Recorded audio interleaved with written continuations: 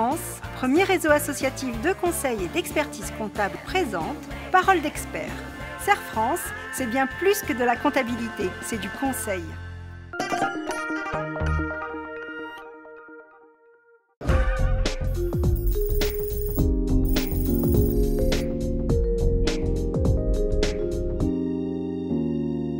Bonjour à tous, bonjour Christophe. Bonjour Bénédicte. Aujourd'hui, voici une chronique plus particulièrement destinée aux travailleurs indépendants sur un thème qui les préoccupe régulièrement, les cotisations sociales. Et en matière de cotisations sociales, 2015 rompt avec les habitudes. Un grand nombre de travailleurs indépendants vont voir le montant de leur cotisation RSI diminuer. Le constat est suffisamment inhabituel pour que l'on prenne le temps de le décrypter. Comme chaque année, la loi de financement de la sécurité sociale modifie fortement le calcul des cotisations sociales des travailleurs indépendants. Modalités de déclaration des revenus, délais de paiement, assiettes et taux des cotisations, rares sont les sujets qui ne sont pas affectés par le millésime 2015. Pas sûr que ces nouveautés rendent les bordereaux de cotisation plus lisibles pour les travailleurs indépendants. En revanche, ce qui sera réel pour un grand nombre de dirigeants, c'est la baisse du montant de leurs cotisations. Cela peut paraître paradoxal, mais pour parler de la baisse des cotisations RSI, commençons par évoquer les hausses.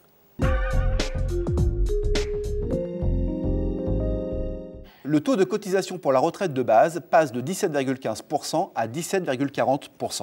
Dans le même temps, le taux de 0,2% sur les revenus supérieurs à 38 040 €, c'est-à-dire le plafond de la sécurité sociale 2015, passe à 0,35%. Autre nouveauté concernant la retraite de base, l'augmentation de l'assiette minimum de calcul des cotisations. Jusqu'à présent, en cas de revenus déficitaires ou très faibles, les cotisations de retraite de base étaient calculées sur une assiette minimale correspondant à 1 971 €. Désormais, cette assiette passe à 2 929 €. Conséquence, la cotisation minimale passe de 340 à 510 €. En contrepartie, cette assiette minimale permettra de valider 2 trimestres de retraite contre un seul auparavant. À cela s'ajoute également la fusion des régimes de retraite complémentaires des artisans et des commerçants, qui va se traduire pour les artisans par un taux de cotisation ramené de 1,6 à 1,3%.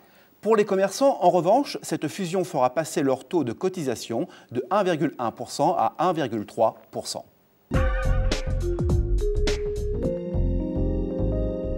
Autre mauvaise nouvelle, pour les revenus les plus modestes, la fin de l'exonération des cotisations d'allocation familiale. Jusqu'à présent, si son revenu était inférieur à 13% du plafond de la sécurité sociale, soit 4 999 € en 2014, le travailleur indépendant bénéficiait d'une exonération des cotisations d'allocation familiale. À partir de 2015, ces cotisations seront dues dès le premier euro de bénéfice. Enfin, la réduction de la cotisation maladie qui s'appliquait sur les revenus inférieurs à 15 019 € est supprimée. La fin de l'exonération des cotisations d'allocation familiale pour les plus faibles revenus s'accompagne d'une baisse du taux de cette cotisation qui passe de 5,25 à 2,15%. Cette mesure ne concerne pas uniquement les faibles revenus. Le taux de 2,15% s'appliquera sur les revenus inférieurs à 41 844 €. Pour les revenus compris entre 41 844 et 53 256 €, le taux augmentera progressivement pour atteindre 5,25%. Au-delà de ce seuil de revenus, pas de changement, le taux restera de 5,25% comme en 2014. Donnons quelques exemples pour illustrer cette baisse. Pour un revenu de 40 000 €, la cotisation d'allocation familiale passera de 2 100 € en 2014 à 860 € en 2015. Pour un revenu de 10 000 €, la cotisation passera de 525 à 215 €. La cotisation minimale de maladie va elle aussi baisser.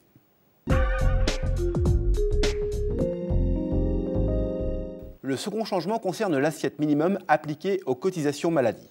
Jusqu'à présent, tout artisan ou commerçant dont le revenu était inférieur à 15 019 € cotisait sur 15 019 €, soit une cotisation minimale de 976 € par an. Désormais, l'assiette minimale est ramenée à 3 804 €, soit 10% du plafond de la sécurité sociale, pour une cotisation minimale de 247 €.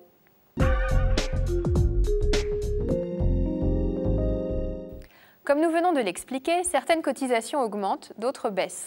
Pour appréhender l'impact réel des mesures 2015, il est nécessaire de se donner une vision globale des cotisations à acquitter. Deux cas de figure se dessinent. D'un côté, les cotisants dont le revenu est inférieur à 50 000 € verront leur cotisation globale diminuer. De l'autre côté, les revenus supérieurs à 50 000 € verront leurs cotisations progresser modérément. En second lieu, pour la plupart des cotisants, la baisse des cotisations n'aura pas d'impact sur le niveau de leur couverture sociale. En revanche, le constat est plus mitigé pour les plus faibles revenus. Côté positif, les cotisants dont le revenu est inférieur à 3 000 € bénéficieront de la validation de 2 trimestres de retraite contre 1 actuellement.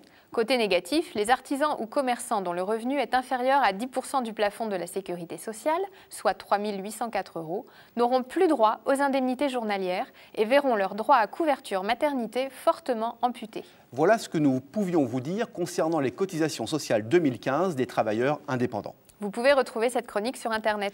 Et n'hésitez pas à consulter vos conseillers et experts comptables si vous avez besoin de précisions. À bientôt pour de nouvelles paroles d'experts.